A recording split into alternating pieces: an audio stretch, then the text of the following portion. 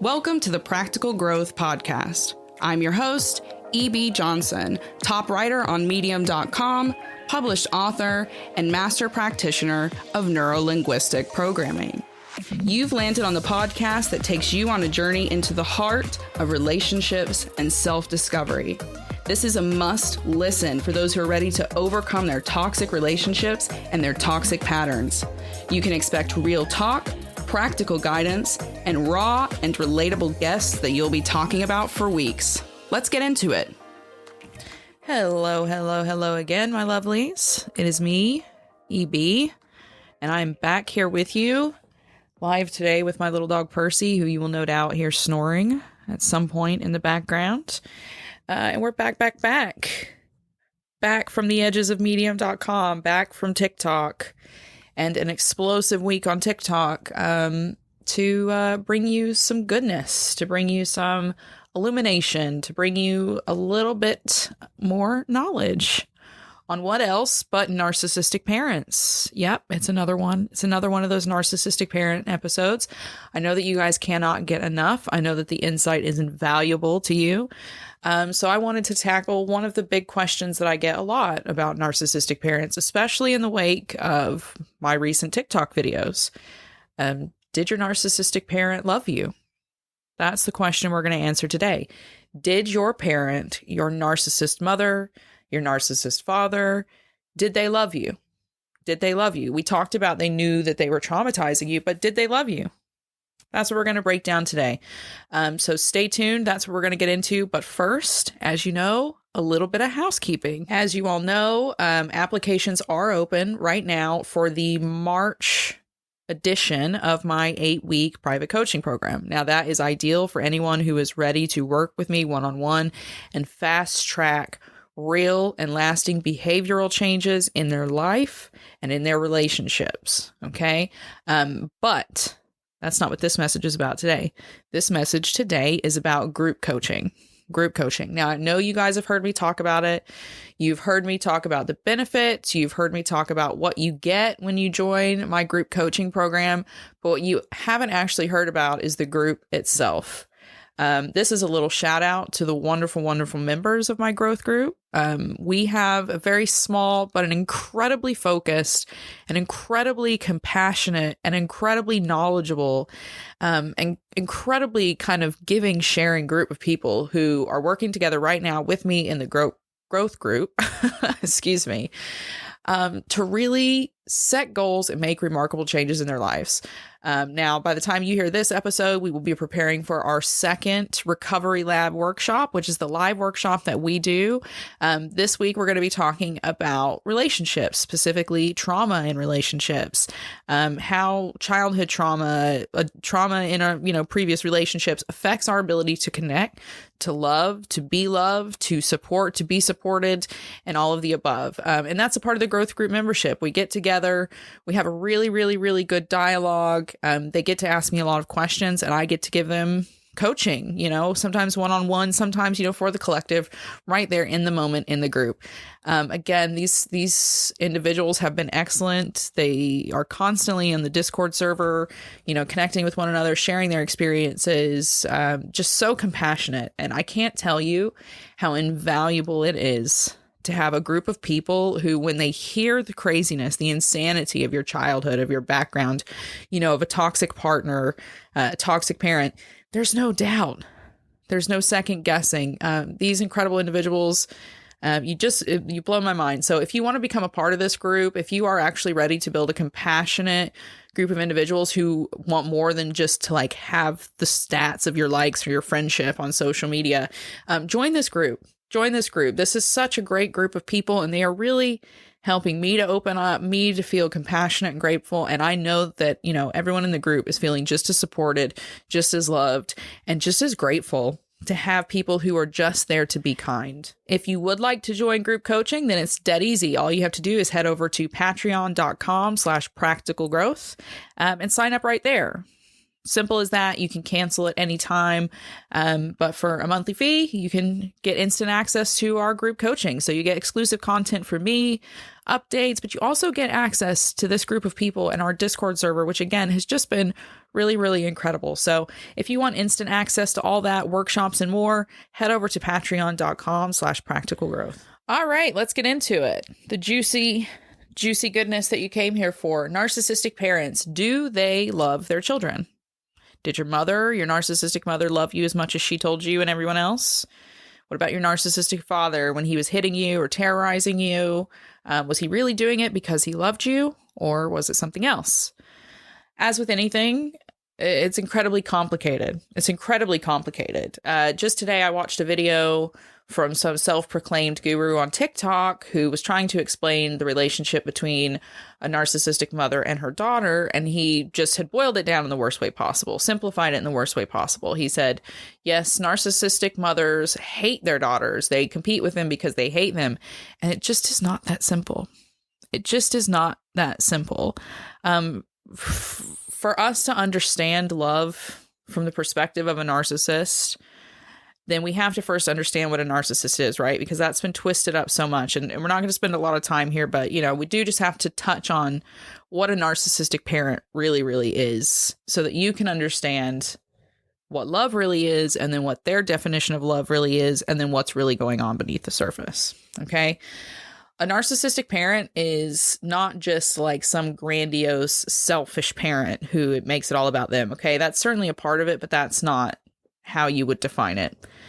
A narcissistic parent is someone who has children for their ego. They have children as accessories, as extensions of themselves. Their children exist to boost their ego, to validate them, to give them access to certain levels of society, which are easier accessed if you are a parent, right? Because there's a certain social standing that comes with having children. And some people literally have children so that they can enjoy that kind of social protection. Okay.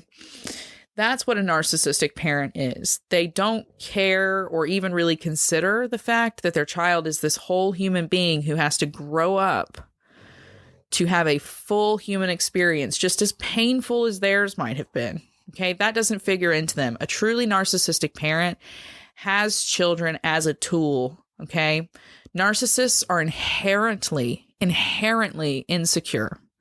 That is why they have to center themselves in everything. That is why they see everything around them as a personal reflection of themselves and their self-worth, okay? It comes from insecurity.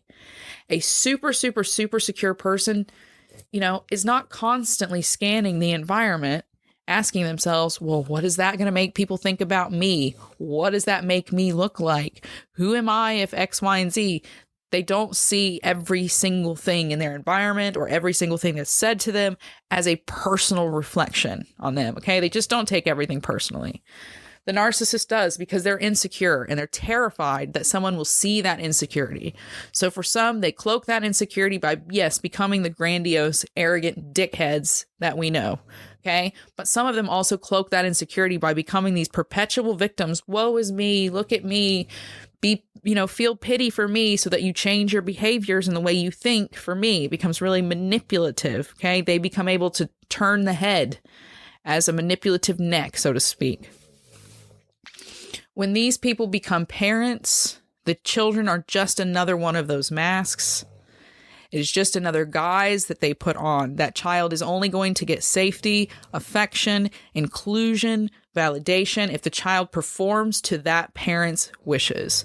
So let's say you have a parent who has dreamed their whole lives of their child becoming a doctor, right? That's what my mom did.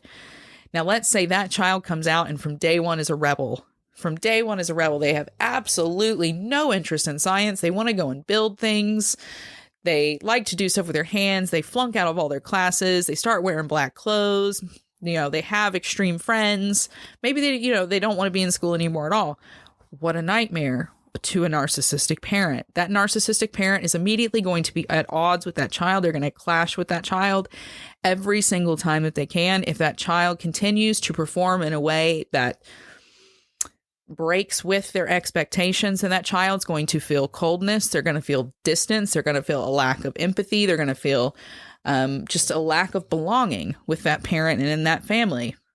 See, there's the snoring. I told you it was going to happen. So this is who the narcissistic parent is. However it manifests, they expect their children to mask and to perform to very specific kind of behaviors, careers, relationship standards, etc., etc., etc.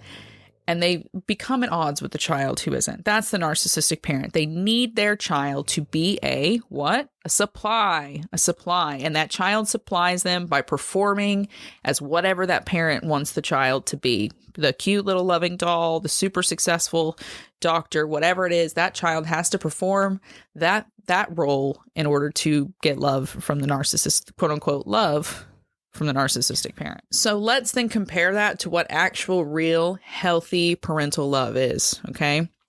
So we've just looked at the parent who only celebrates their child, is positive with their child, shows affection, shows safety, shows comfort if that child does an exact performance that they want in whatever way that is, okay?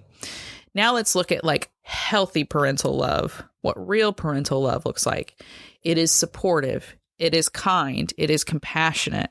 No, you don't have to be a pushover, right? Your job as a parent is still to steward your child, right? And what does a steward do? Well, let's just look at a Disney steward. I don't know if you guys have ever been to Disney, but if you'll notice, they say everything in a very particular way and usually with a smile. That is part of their stewardship.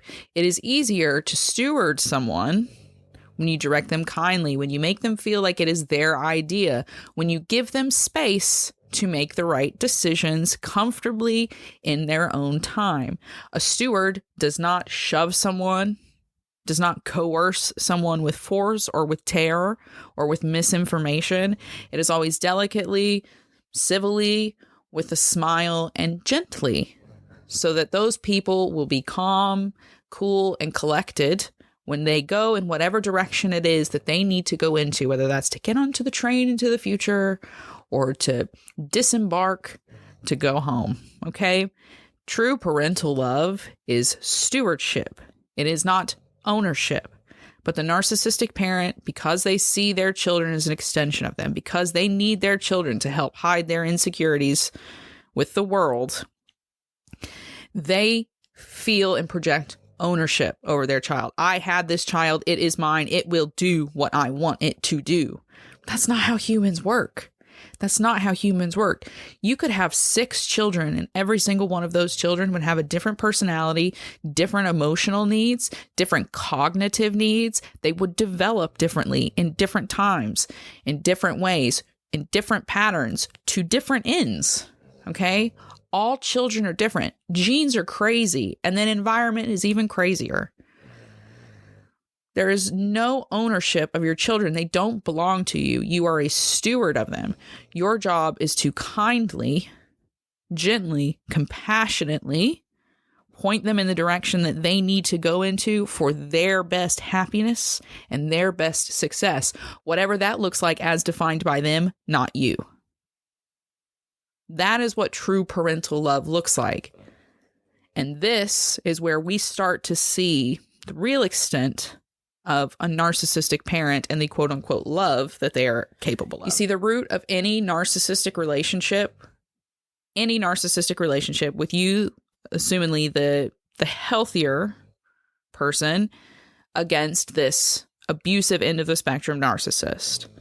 The root of any relationship between you, whether that's mother-daughter, father-son, daughter-father, et cetera, partners, bosses, whatever it is. The root of that relationship is always going to be appeasing and centering the narcissist.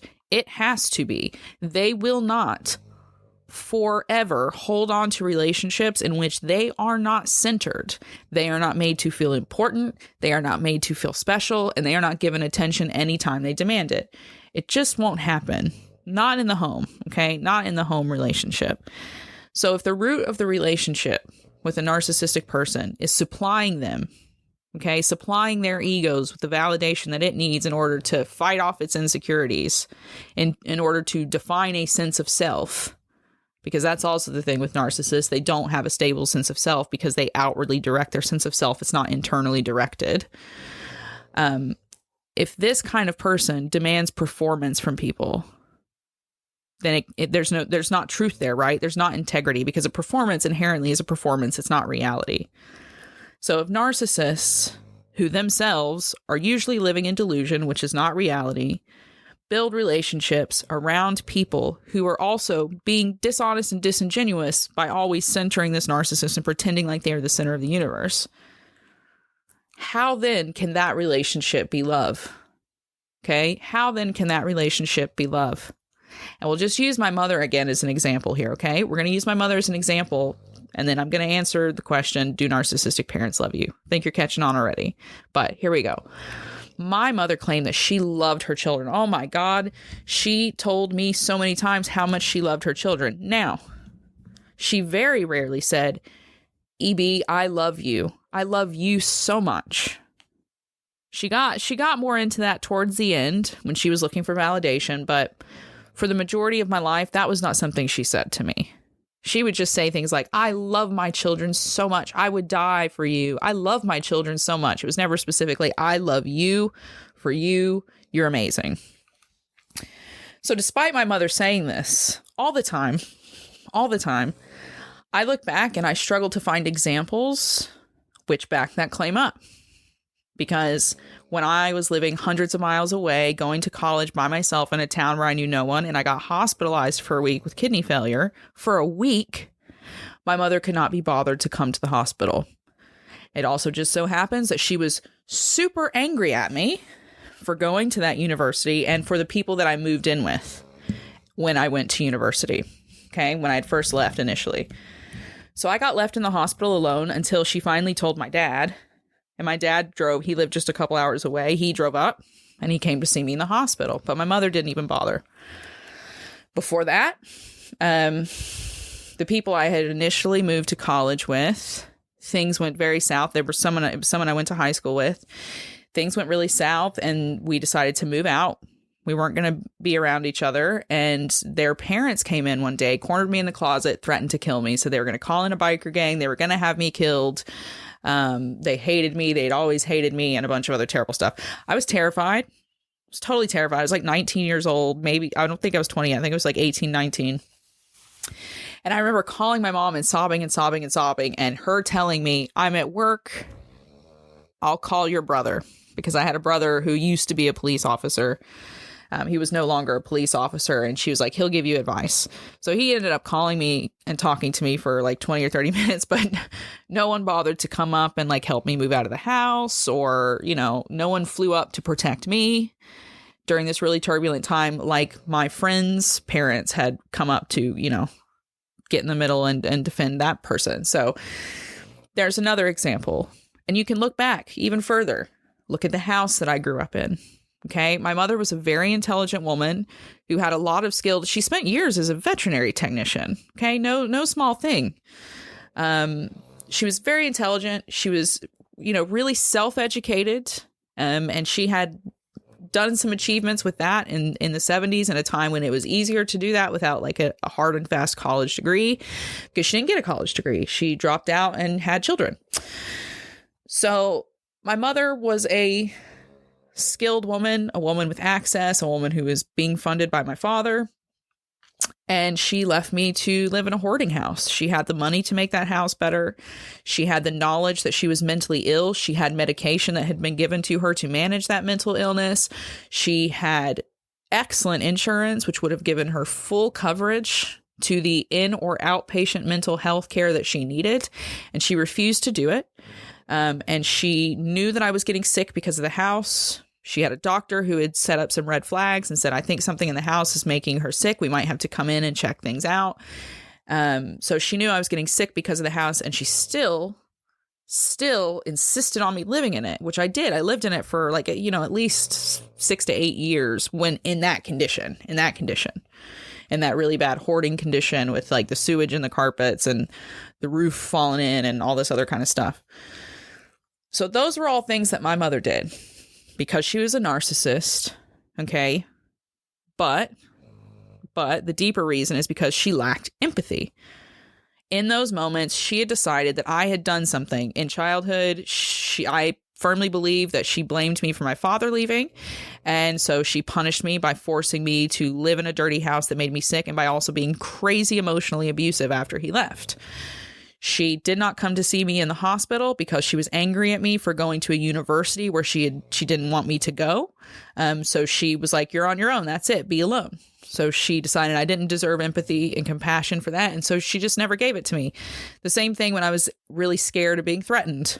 She didn't like those people. She had told me she didn't like those people. So those people were treating me that way. That's my fault. That's what I get. There was no, this is my child who is unsafe. I must protect her. It was, no, you did what I didn't want you to do, so suffer for it. Okay? That was my mother's kind of approach to parenting. Now, this all applies, right? This all applies because let's spin back to that definition of parental love. One of the first things I said, one of the core elements of that parental love is empathy. It is compassion. It is being able to hold that softness for your child, even when they disappoint you. My mother did not have that. So explain to me, how can one have true love, true love? And I'm not talking about romantic love. I'm talking about that true sense of care and connection that you have for someone, which almost supersedes the self. It's just this deep, like, I only want the best for this person because I just want the best for this person. I have this space in my soul for them and I want them to have good. I feel their feelings. I don't want them to feel pain and bad feelings. Okay, which is what empathy is. If you don't have that, tell me then how you have real, true love. You can't. You can't. My mother certainly thought that she loved me based on what her definition of love was, which was all behavioral stuff, right? Because that's how she saw her children. She only loved us when we behaved a certain way. So she saw love as a behavioral, transactional thing. Something that had to be earned, that had to be performed for. But that is not love.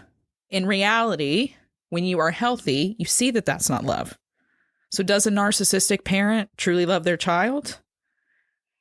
It's my personal argument that if you cannot have full, unconditional empathy, which again, that doesn't mean you get walked all over, but if you cannot actually experience full emotional, not just cognitive empathy for someone, you don't love them. You don't love them. You don't love them. I don't see logically how you could. And that is the reality of it. Does a narcissist love someone? Maybe in their own way.